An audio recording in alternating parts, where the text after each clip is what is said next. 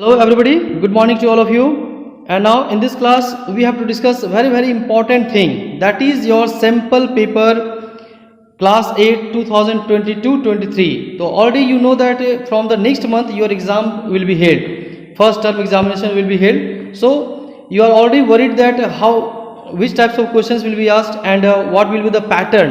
So already this problem has been completed, and now in this class I am going to tell you about the simple questions paper, what types of questions will be asked and how you have to solve. So this is a very important class, and you watch the complete video, complete class you have to attend, so that you can know each and everything and your examination will be very fine. Okay, so एक thing यहाँ पर बहुत important होती है कि आप लोग क्या मिस करते हो, जेंडर इंस्ट्रक्शन जो दी जाती है, पहले भी मैंने देखा है कि जेंडर इंस्ट्रक्शन जो दी जाती है उसे आप कंप्लीट अच्छे तरह से नहीं करते हो।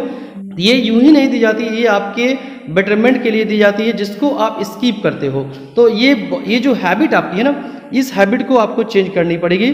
जेंडर इंस्ट्रक्शन को 100% कंप्लीट आपको पढ़ना है, देखना है क्या है, इससे आपका एग्जाम बहुत ही ईजी हो जाएगा। ठीक है, तो यहाँ पर first of all I am going to tell you the gender instructions, what you have to follow and what types of questions will be asked, what will be the marks of that one. Okay, so we continue with the class.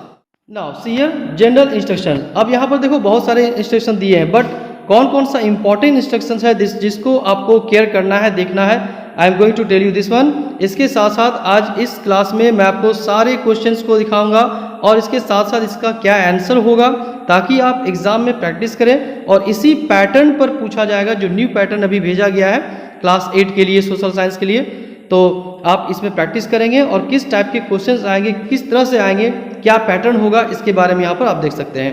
तो first of all without doing delay, हमें waste नहीं करनी है, we don't waste time. अब यहाँ देखो first में what is given, ये फर्स्ट में तो यहाँ पर देखिए क्वेश्चन पेपर कंप्राइजेज 5 सेक्शंस। यहाँ 5 सेक्शन है, ये बहुत इंपॉर्टेंट नहीं है। अब सेकंड में जाइए, सेकंड में, तो सेकंड में क्या दी गई है कि section A 1 to 20 are very short answer type question, या 1 से 20 तक जो होगा ये शॉर्ट होगा। अब देखो शॉर्ट में भी ऐसा नहीं कि जैसे हम लोग पहले जानते हैं कि मल्टी एमसीक्यू क्वेश्चन पूछा जाता है, वैसा बिल्कुल भी नहीं। यहाँ पर आपको माइंड करनी होगी। मैं बार बार कहता हूँ, again I am telling, be concentrate with your general instruction. यहाँ पर इंस्ट्रक्शन आप बहुत सावधानी से देखेंगे और पढ़ेंगे। मैं जो बता रहा हूँ वहाँ पर आप केयर करेंगे। ठीक है, तो 1 से 20 तक वेरी शॉर्ट है, 1 मार्क होगा, लेकिन क्वेश्चन का जो पैटर्न होगा, क्वेश्चन एक टाइप के नहीं आएंगे, यानी कि एमसीक्यू केवल नहीं होगा, मल्टीपर्पस मल्टी चॉइस क्वेश्चन इस तरह से नहीं आएगा, ये मिक्सअप होगा। मिक्सअप करने मतलब क्या, कुछ questions fill in the blanks होंगे, कुछ क्वेश्चंस आपको चॉइस दिए जाएंगे, मल्टीपल चॉइस होगा, कुछ क्वेश्चंस हो सकता है ट्रू फॉल्स पूछा जा सकता है, और कहीं पर किसी क्वेश्चन में आपको answer, you have to write the answer, 1 statement हो सकता है, 2 स्टेटमेंट हो सकता है, तो आपको यहाँ पर लिखने का भी आ सकता है, आपको you have to write also. तो नाउ नेक्स्ट में, तो यहाँ पर सेकंड में बात की गई सेक्शन बी में कि क्वेश्चन दिस वन 21 to 27, 21 से 27 तक जो होगा ये क्या होगा, कैरिंग 3 मार्क्स ईच। तो अब यहाँ भी आपको देखो, आपको क्या सावधानी रखनी है, क्या आपको कंसंट्रेट करना है।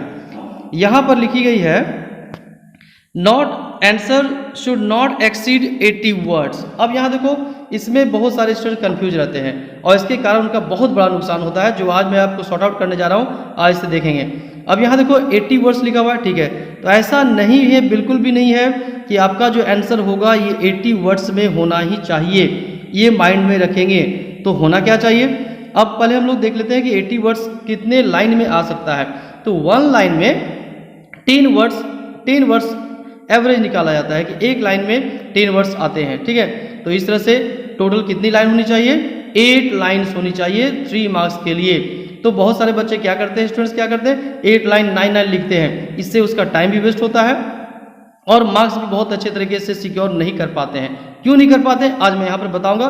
कंसंट्रेट होकर सुनेंगे, फुल आप ये क्लास को अटेंड करेंगे। अब यहाँ देखो क्या होता है, 80 वर्ड्स दिया है, बट यहाँ पर ऐसी कोई बात नहीं कि आपको 80 वर्ड्स ही लिखना है, मैक्सिमम की यहाँ बात की जा रही है। यदि आपका 3 मार्क्स का क्वेश्चन है तो आप फर्स्ट ऑफ ऑल ये ट्राई करेंगे, यहाँ लिखना आपको टू दी पॉइंट है, जितना क्वेश्चन में पूछा गया है आपको अकॉर्डिंग टू दैट उसी के अनुसार आपको लिखना है। 80 वर्ड्स से कोई लेना देना नहीं है। मिनिमम आप 3 लाइन्स 4 लाइन्स लिखे, 40 वर्ड्स 50 वर्ड्स भी लिख सकते हो, doesn't matter, but your answer should be to the point. ऐसे तैसे आलतू फालतू में ऐड नहीं करना है, जो क्वेश्चन पूछा गया उससे लिखना है टू द पॉइंट। तो आपके मार्क्स 100% नहीं कटने वाले हैं, ठीक है। तो ये 3 मार्क्स इस तरह से लिखेंगे। तो फर्स्ट इन्फॉर्मेशन फर्स्ट आपको यहाँ पर केयर करना है। नेक्स्ट में देखिए 3 में क्या है, सेक्शन सी में, सेक्शन सी में दी गई है 28 से 29 source based question carrying 4 marks each. अब यहाँ देखो सोर्स बेस्ड, ये सोर्स बेस्ड क्या होता है, सोर्स बेस्ड का मतलब ये हो गया पैसेज दिया जाएगा आपको, बहुत इजी होगा। 2 पैसेज यहाँ पर होंगे और 2 पैसेज में से हर पैसेज से आपको 4 मार्क्स पूछे जाएंगे। इट मीन्स क्या, 8 मार्क्स होगा। यदि आप अच्छे तरह से पैसेज को पढ़ते हो 8 मार्क्स तो आपका 100% सिक्योर होना ही होना है। तो आप पैसेज पर अच्छे से पढ़ेंगे और उसका आंसर देंगे। ये सोर्स बेस्ड कंप्लीट हो गया। नेक्स्ट में सेक्शन डी में आपका क्वेश्चन नंबर 30 to 34 है। तो 30 to 34 में ये क्या है, लॉन्ग आंसर टाइप क्वेश्चन होगा। यानी अब यहाँ पर इसके लिए कितना मार्क्स होगा, 5 मार्क्स ईच होगा। वर्ड की बात करें तो कितने वर्ड में देना है, 120 वर्ड्स में देना है। Again I am telling you that it is not necessary that you have to write in 120 words, but your answer should be to the point. To the point answer होना चाहिए। यदि 120 कहा गया है तो 120 नहीं, आप 100 लिखिए, 90 वर्ड्स में दीजिए, ठीक है, 80 वर्ड्स में दीजिए। 5 लाइन्स भी यदि आपने लिखा, 6 लाइन्स भी आपने लिखा तो आपको फुल मार्क्स 100% मिलेगा, but your answer should be to the point. This is the terms and condition, okay. Now next में यदि बात करें सेक्शन ई से, तो सेक्शन ई में देखो क्वेश्चन नंबर 35 जो होगा ये आपका होगा मैप वर्क होगा। मैं बताता हूँ आपको ना मैप वर्क कंप्लीट करने के लिए।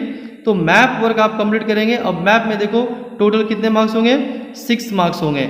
अब यहाँ पर 2 मैप पूछा जाएगा, 2 मैप्स विल बी आस्क्ड, एक फ्रॉम ज्योग्राफी से और दूसरा हिस्ट्री से। तो ज्योग्राफी से जो पूछा जाएगा तो जो from geography it will carry 4 marks and from history 2 marks. तो ये 4 मार्क्स ज्योग्राफी से और 2 मार्क्स हिस्ट्री से। तो दिस इज द पैटर्न। ये जनरल इंस्ट्रक्शन में इंपॉर्टेंट इंस्ट्रक्शंस है जिसे आपको केयरफुली पढ़ना है। ऑलरेडी मैं बता दिया हूँ यहाँ पर। तो आपका जो टाइम में पढ़ने का एग्जाम में आप सेव कर सकते हो, बच सकता है, ओके।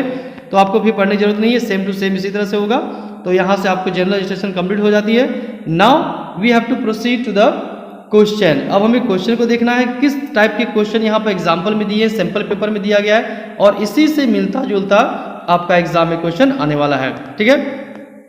तो अब आपको क्वेश्चन के साथ साथ I am going to tell you the answer. तो आंसर भी आप देखेंगे तो बने रहेंगे कंप्लीट इस क्लास के साथ में। तो हम लोग फर्स्ट में we have to see question number 1 से हम लोग स्टार्ट करते हैं, ठीक है। तो क्वेश्चन नंबर 1 में you can see here which one of the following statement is not a feature of non renewable resources. यानी ये जो ऑप्शन दिए गए यहाँ पर, इसमें से कौन सा ऐसा है जो नॉन रिन्यूएबल का फीचर नहीं है, विशेषता उसकी नहीं है। तो यहाँ पर इसका आंसर क्या होगा, यू कैन सी 1 का होगा ऑप्शन नंबर डी। तो D1 दिस वन कि solar energy and wind energy are the examples of non renewable resources. ये क्या है, गलत है। तो यहाँ पर आंसर इसका डी होगा, okay. Now next one we have to see 2 statements are marks as assertion and reason have been given below. अब यहाँ पर देखो आप वीडियो को रोक करके स्टॉप करके आप पढ़ सकते हो easily. If I give reading it will take lot of time.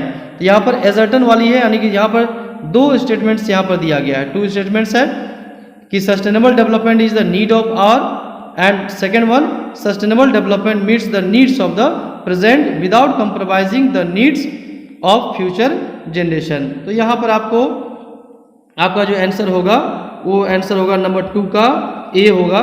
तो correct answer will be A कि both A and R R true and R is the correct explanation of A. यानी कि ए और आर दोनों statements यहाँ पर true है और जो है ये करेक्ट एक्सप्लेनेशन है ए का, यानी सही इसके बारे में बताया जा रहा है। This one completed. Now next one question number 3 actual resources are those resources which are dash. यहाँ 4 ऑप्शन आप देख सकते हो। तो 4 ऑप्शन में 3 का आंसर होगा B thoroughly surveyed and their quantities have been ascertained। Question number 4 में यहाँ पर दी गई है the sex ratio is expressed as number of females per 100 males। अब यहाँ देखो क्या पूछा गया है, it has been asked here that correct and rewrite the following statement. यानी यहाँ जो स्टेटमेंट दी गई है ये रॉन्ग दी गई है, इसको आपको करेक्ट करना है। तो करेक्ट क्या होगा?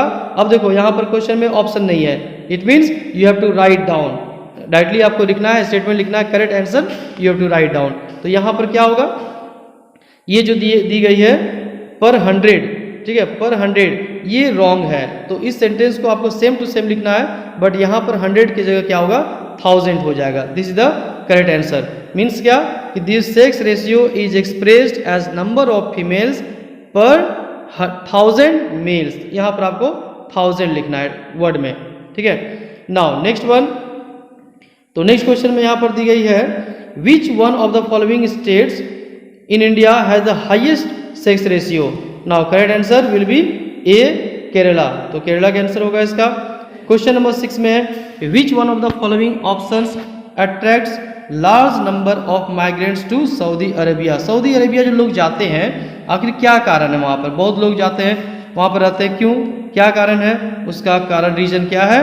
उसका रीजन है एबंडेंस ऑफ पेट्रोलियम, यानी बहुत ज़्यादा, आप लोग मालूम होगा, बहुत ज़्यादा पेट्रोल वहाँ पाया जाता है, जिसके कारण बहुत सारे लोग वहाँ पर जॉब के लिए जाते हैं।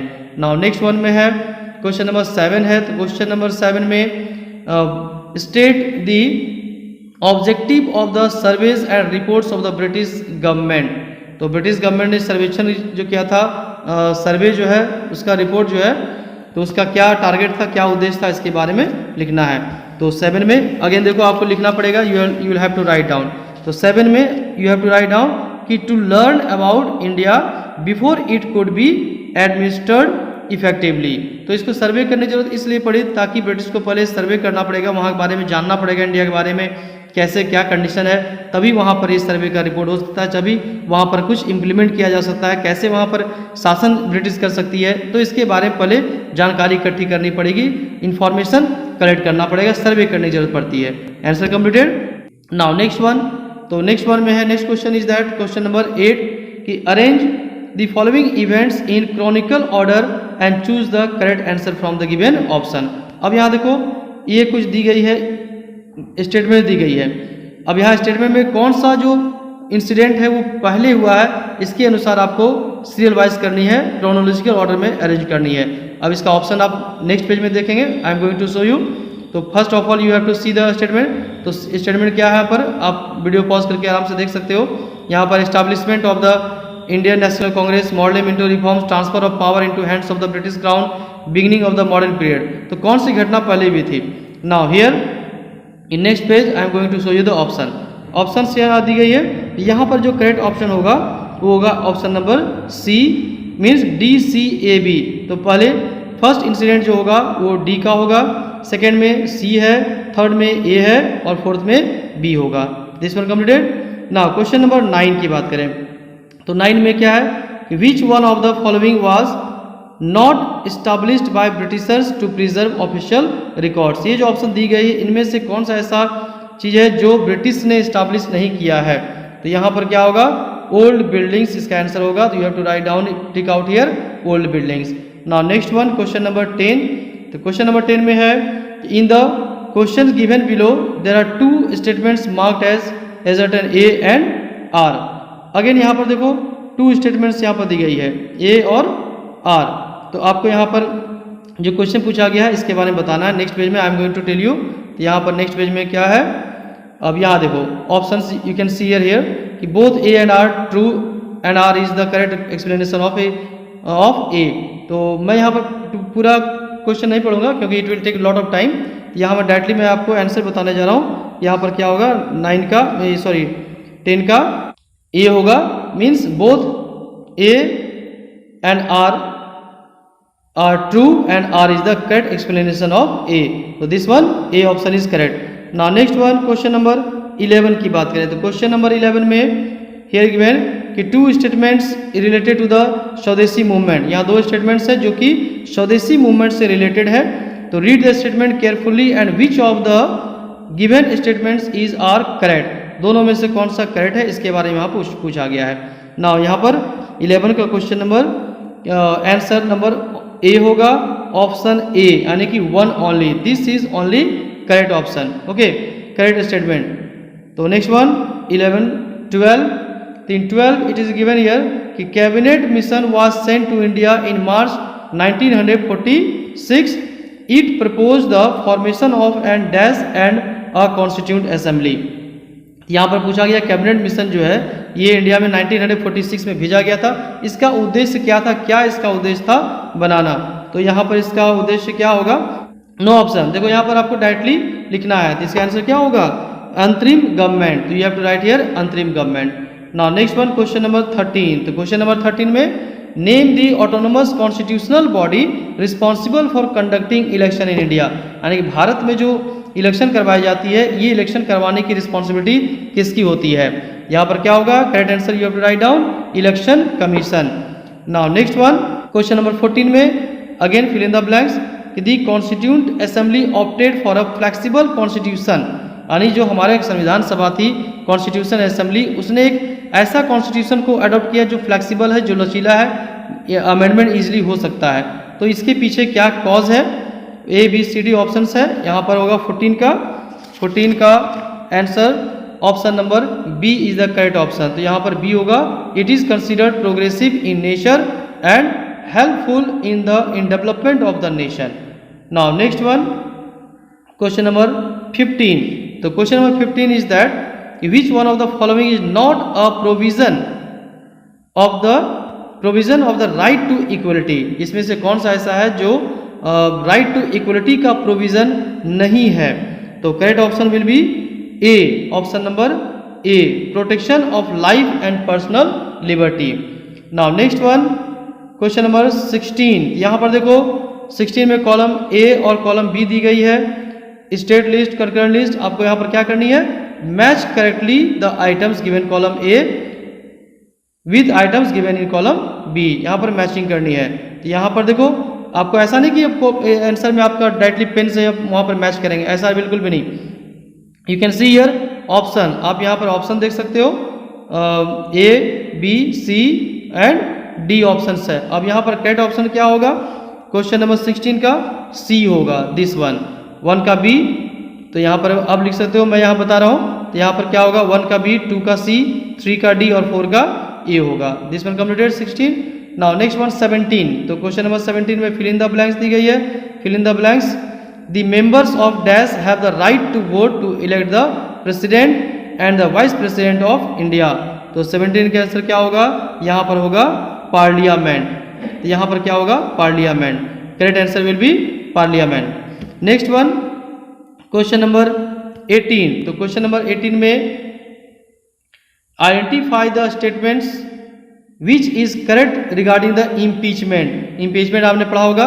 तो इम्पीचमेंट जो है इसका करेक्ट ऑप्शन क्या होगा, इम्पीचमेंट के बारे में जो यहाँ पर दी गई है. तो resolution to remove the president of India. Now correct option will be 18 का ए. तो correct option will be A.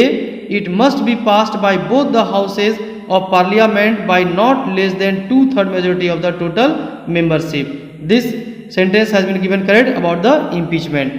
Now next one we are going to proceed to question number 19. तो यहाँ पर 19 के बारे में what is given, 19 में है कि define the term appellate. appellate जो है, अपील जो है, इसको डिफाइन कीजिए. क्या होगा, यहाँ देखो 2 क्वेश्चन है और में दी गई है what is collegium system या फिर collegium system क्या होता है. तो एक साथ मैं दोनों का आंसर मैं बताने यहाँ जा रहा हूँ 19 में. तो 19 में फर्स्ट का जो होगा इसका होगा अपीलेट में कि dealing with appeals for decision to reverse given by a lower court. This is answer of 19 का first one. Define the term appeal. Next one और में कि व्हाट इज कॉलेजियम सिस्टम. इसका आंसर आप लिखेंगे कि it is closed group consisting of Chief Justice of India and 4 senior judges of Supreme Court. This is the answer. Now last one from the objective question is question number 20. तो यहाँ पर 20 में क्या दी गई है, in 20 question number in the question given below there are 2 statements marked as A and R. फिर से यहाँ देखो assertion के बारे में दी गई है. तो यहाँ पर 20 है A और R. तो यहाँ पर A this statement and R this statement. The highest civil court in a district is called the district court. Next है all the civil matters which don't originate in the high court are heard in the district court. This one given. अब यहाँ पर इसके based में option दी गई है A, B, C, D। तो which one is correct here?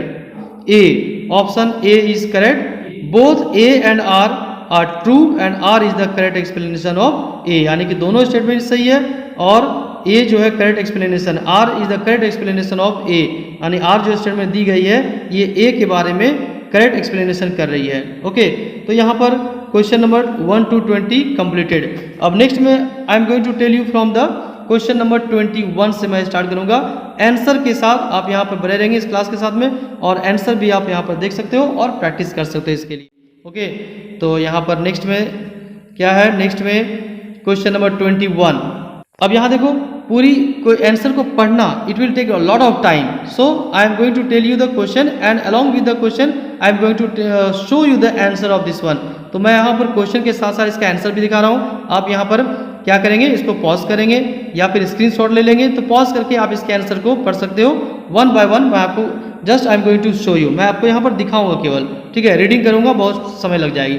तो 21 question है कि the quality and quantity of people of country determine its human resource, justify the statement with the help of an example. तो यहाँ पर इसका answer 21 का this one. तो आप यहाँ पर स्क्रीनशॉट ले सकते हो या फिर आप you can write down in the copy also answer of 21 this one. अब यहाँ देखो 21 में और भी दी गई है, मीन्स दो क्वेश्चन है, या तो आप ये बनाएंगे या और में। तो और का क्वेश्चन क्या है, और का question already I have shown you, मैं दिखा दिया था। और का जो होगा आंसर ये होगा, आप वीडियो को बैक करके देख सकते हो इसका question answer, this is the answer. Now next one question number 22 में है कि highlight any 3 features of mahalwari system. तो महालवारी सिस्टम की जो फीचर्स उसके बताना है, या फिर आप बनाएंगे कि highlight any 3 features of ryotwari system, यानी कि आप महालवाड़ी सिस्टम के बारे में लिखना है या फिर रैयतवाड़ी सिस्टम के बारे में लिखना है। एंड नेक्स्ट वन आंसर, तो आंसर की बात करें तो इसका आंसर होगा 22 का दिस वन। तो ये the 3 features of Mahalwari system, और में जो क्वेश्चन थी उसके लिए आंसर होगा यहाँ पर होगा 3 factors of ryotwari system, this one completed. Now question number 23 की बात करते हैं। तो 23 में the impact of our national movement for freedom and international development opened the gates of modern industries in India, justify the statement with 2 examples। तो यहाँ पर इसका आंसर के लिए 23rd का answer this one, this is the answer of 23rd। Next one 24 question, explain any 3 features of the foreign policy of the prime minister of India Jawaharlal Nehru. जो जवाहरलाल नेहरू के समय में फॉरेन पॉलिसी हमारी क्या थी इसके बारे में आपको पूछा गया है यहाँ पर। तो foreign policy what is the answer, this is the answer this one. तो 24 एनी 3 फीचर्स, कोई भी 3 फीचर्स आप यहाँ पर लिख सकते हो। नाउ नेक्स्ट वन है 25 क्वेश्चन नंबर 25। तो क्वेश्चन नंबर 25 में here it has been given कि show with the help of examples that some restrictions have been imposed on the fundamental rights in the constitution of India. यानी आपको यहाँ पर दिखाना है कब जो है हमारा फंडामेंटल राइट्स जो है, हमारा जो मौलिक अधिकार है, इसके ऊपर रेस्ट्रिक्शन लग जाती है, इसे मना कर दिया जाता है। तो यहाँ पर और क्वेश्चन नंबर 26 में मैं बता रहा हूँ, 26 है कि state any 3 legislative powers of the Indian parliament, यानी इंडियन पार्लियामेंट का लेजिस्लेटिव पावर को आपको लिखनी है। नाउ आंसर, तो यहाँ सबसे first of all we have to see the answer of question number 25। तो 25 का answer, this is the answer of 25। And now next one 26 की जो बात हुई थी, 26 का answer you can see here, this is the answer of 26 question up to here 26। Now next one is 27, this is the 27 question number 27। Highlight the role of the Supreme Court of India as the protector of fundamental rights, as the guardian for our constitution। यानी supreme court जो है हमारे fundamental rights को कैसे protect करती है, तो उसका क्या रोल है, इसके बारे में यहाँ पर पूछा गया है। Now answer you can see here question answer of this one. तो यहाँ पर आंसर है इसका, this is the answer you can see here. Now next one question number 28 की बात करें तो यहाँ पर देखो 28 में as I told you that 28 और 29 यहाँ पर पैसेज दी जाएगी, तो आपको यहाँ पर पैसेज पढ़नी है और पैसेज के बेस्ड पर आपको यहाँ पर क्वेश्चन पूछा जाएगा। ये क्वेश्चन 28 का 1 यहाँ पर देख सकते हैं कि which one of the following is low density population states of India. 21 का क्वेश्चन ये हो गया। 28 का पॉइंट 1, 28 का 2, 28 का 3, टोटल 4 क्वेश्चन होगा 28 क्वेश्चन नंबर में। और नेक्स्ट वन 28 का 4 पॉइंट आप यहाँ देख सकते हो ये वाली, ठीक है।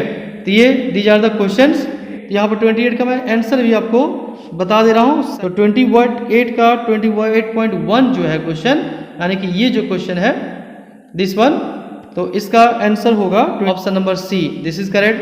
28.2 का correct option will be option number 2 का डी, तो यहाँ पर होगा डी होगा। नेक्स्ट में 28.3 का होगा करेक्ट ऑप्शन होगा सी, एंड 28.4 का ऑप्शन होगा correct option it will be B, तो 28.4 का B, this is the correct option. तो this one completed. Next one 29 में, तो अगेन 29 में भी आपको इसी तरह के क्वेश्चन पूछा जाएगा।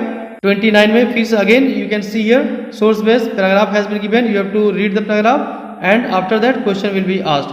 तो क्वेश्चंस 29 का 1, तो यहाँ पर 29 का जो 1 होगा इसका करेक्ट ऑप्शन होगा C, lord Curzon, this one lord Curzon. 29.2 का option correct option will be A, this one it was difficult to govern and collect revenue from such a big province. Next one 29 का 3, तो 29 का 3 होगा option number B is the correct option, Bal Gangadhar Tilak. And 29.4, तो 4 का होगा C, that is prayer and petition. तो 29 completed. Now next one question number 30, तो 30 में देखो 30 का है ये, describe any 5 ways for soil conservation, यानी कि सॉइल कंजर्व आप कैसे करेंगे, मिट्टी को कैसे कंजर संरक्षण देंगे, बचाएंगे, इसके 5 पॉइंट्स को लिखना है आपको। नेक्स्ट में क्वेश्चन नंबर 31 में highlight any 5 important features of the trees found in temperate softwood forest, यानी कि टेम्परेट सॉफ्टवुड फॉरेस्ट में कौन कौन से पेड़ पाए जाते हैं, उसका 5 फीचर्स आपको लिखना है, कैसे होते हैं ये। यहाँ मैं आपको 30 और 31 दोनों क्वेश्चन डिक्टेट कर रहा हूँ, और इसका आंसर भी आप कंटिन्यू 30 और 31 का एक साथ आप आंसर इसका देखेंगे। Now answer of this one 30 और 31 का, तो this is the answer of 30 and answer of 31 is this one answer of 31, okay 4 points, this one completed. Now next we proceed to 32 का, तो 32 में इन 32 दिस वन क्वेश्चन 32 कि highlight any 5 reforms introduced by the British to prevent future revolts, यानी कि यहाँ पर पूछा गया है कि जो फर्स्ट वर्ल्ड वार हुई थी, फर्स्ट वार ऑफ इंडिपेंडेंस हुई थी, इसके बाद से ने ब्रिटिश ने क्या रिफॉर्म करने के लिए कौन कौन सा स्टेप्स लिया, कौन कौन सी चीज़ों को इंट्रोड्यूस किया। और की बात करें तो अथवा में या तो आप इसे सॉल्व करेंगे या फिर highlight any 5 events of the revolt of 1857 का कोई भी इवेंट्स जो है उस इवेंट्स को आपको यहाँ पर दिखाना है, ठीक है। तो now answer of question number 32 is that answer, this is the answer of question number 32, you can see the answer and also it has been mention, page number आप देख सकते हैं, पेज नंबर 130 में इसकी आंसर भी दी गई है आपकी बुक में, you can find out. Next में क्वेश्चन नंबर 32 का जो और में पूछा गया था ये और का आंसर है। Now next one question number 33 की बात करें तो यहाँ पर पूछा गया है rule of law, explain the term rule of law and right it's 3 specific features. तो रूल ऑफ लॉ को डिफिनेशन देनी है और इसका 3 फीचर्स को लिखना है, तो यहाँ पर इसका आंसर होगा 33, this is the answer of 33, you can see here and write down in your copy और revise, take screenshot whatever you want. तो यहाँ पर ABC 3 पॉइंट्स है and after that 3 points. Next में 34 क्वेश्चन 34 it has been asked here कि explain the process of electing the president of India, भारत के राष्ट्रपति का चुनाव का क्या सिस्टम होता है इसके बारे में पूछा गया है। एंड और या फिर अथवा में how is the union council of ministers form, union council of ministers कैसे गठन किया था, कैसे फॉर्म किया था, इसके बारे में 2 क्वेश्चंस यहाँ पर दी गई है। Now I am going to show you the answer of this 2 question 34 का, this is the answer of 34 and next one next part is this one. और की बात करें this is the answer of और जो और में दी गई थी दिस वन एंड नेक्स्ट में we have to proceed to 35, this is the last question 34 35। तो 35 में क्या होता है map work, we have to complete the map work, this is the last question of this question. So 35 में क्या what is given here? It has been given here. A में a region of high rainfall. This one you have to show. कहाँ दिखानी है? Outline map of the world. तो world के map में आपको शो करनी है, यहाँ पर क्या शो करनी है? A region of high rainfall and a type of forest. This and next में नेक्स्ट और भी पूछा गया यहाँ पर on the same political outline map of the world, यानी उसी मैप में आपको और भी दिखानी है. You have to show a region of high rainfall in Africa, यानी अफ्रीका में सबसे जो हाई रेनफॉल ज़्यादा होती है इसे आपको शो करनी है. नेक्स्ट में है a region of temperate softwood forest in Asia, यानी कि एशिया में जो टेम्परेट सॉफ्टवुड का रीजन है, क्षेत्र है, उसे आपको दिखानी है. Okay, now let's we see in the map what is the answer of this one. तो यहाँ पर इसका आंसर होगा, you can see the map here. तो कंप्लीट आपको मैं यहाँ सॉल्यूशन बता रहा हूँ और आप यहाँ इजी आप देख सकते हो. ये वर्ल्ड मैप है और वर्ल्ड मैप में क्वेश्चन नंबर ए जो पूछा गया था, ये इसका आंसर यहाँ पर आप देख सकते हो, दिस वन ए. ठीक है, इक्वेटोरियल रीजन. तो आपको लोकेट क्या करनी है? This area. ठीक है, नेक्स्ट में नंबर बी का एरिया कहाँ है? नंबर बी का होगा ये, देखो नंबर बी में इंडिया का जो पूछा गया था. नंबर सी में, नंबर सी का एरिया ये एरिया होगा, region of high rainfall in Africa. And number D का एरिया क्या होगा? ये एरिया कंप्लीट. नंबर डी का होगा what is given? Temperate softwood forest in Asia. Completed. तो this is the answer of first map work. अब हम लोग now next we proceed to the next map work 35 का बी. तो 35 का B में इंडिया से पूछा जाएगा, सॉरी हिस्ट्री से पूछा जाएगा. और यहाँ पर पूछा गया है on the outline political map of India locate and label the following places. ये जो प्लेस दी गई है ए और बी में, इसे आपको लोकेट एंड लेबल करनी है मैप ऑफ इंडिया में. तो what has been asked here, क्या पूछा गया है? The place from here Mangal Pandey start the revolt, यानी मंगल पांडे जिस प्लेस से रिवॉल्ट स्टार्ट किया था वो प्लेस पूछा गया है. सेकेंड में the place where Congress split into moderates and radicals in 1907. तो 1907 में जहां पर कांग्रेस का विभाजन हो गया था, स्प्लिट हो गया था मॉडरेट और रेडिकल्स के बीच में, तो इस प्लेस को दिखाना है. ठीक है, नाउ सी द आंसर. अब आपको मैं दिखाता हूं मैप. तो यहां पर देखो टू आंसर. फर्स्ट का जो होगा वो होगा क्या? Barrackpore. This place is indicating Barrackpore, जहां से स्टार्ट हुई थी 1857 का रिवॉल्ट, और जहां कांग्रेस स्प्लिट हुई थी 1907 में, दैट इज सूरत. और ये प्लेस आपका यहां पर है. This is the place. Okay, तो this one completed. So all of you, कैसा लगा आपको ये क्लास और किस तरह से आप इसका बेनिफिट उठाएंगे, किस तरह से आपको हेल्प मिलेगी, इसके बारे में आप हमें कमेंट बॉक्स में बताएंगे. इसके अलावा और किसी भी तरह का क्वेश्चन होगा एग्जाम से रिलेटेड या आपकी तैयारी से रिलेटेड, आप कमेंट बॉक्स में कमेंट करेंगे. ओके, और ये अगर आपको हेल्पफुल लगा, अच्छी लगी, तो आपसे लाइक जरूर करेंगे. और इसे बेनिफिट पहुंचाने के लिए आप अपने कलीग्स को, अपने फ्रेंड्स को जरूर आप सेंड कर सकते हो और इस तरह से आप हेल्प कर सकते हो. ओके ऑल ऑफ यू, तो क्लास के अंत तक बने रहने के बहुत बहुत धन्यवाद. Thanks to all of you. जय हिंद, जय Bharat. All of you best of luck for your term and examination. Okay, once again जय हिंद, जय भारत.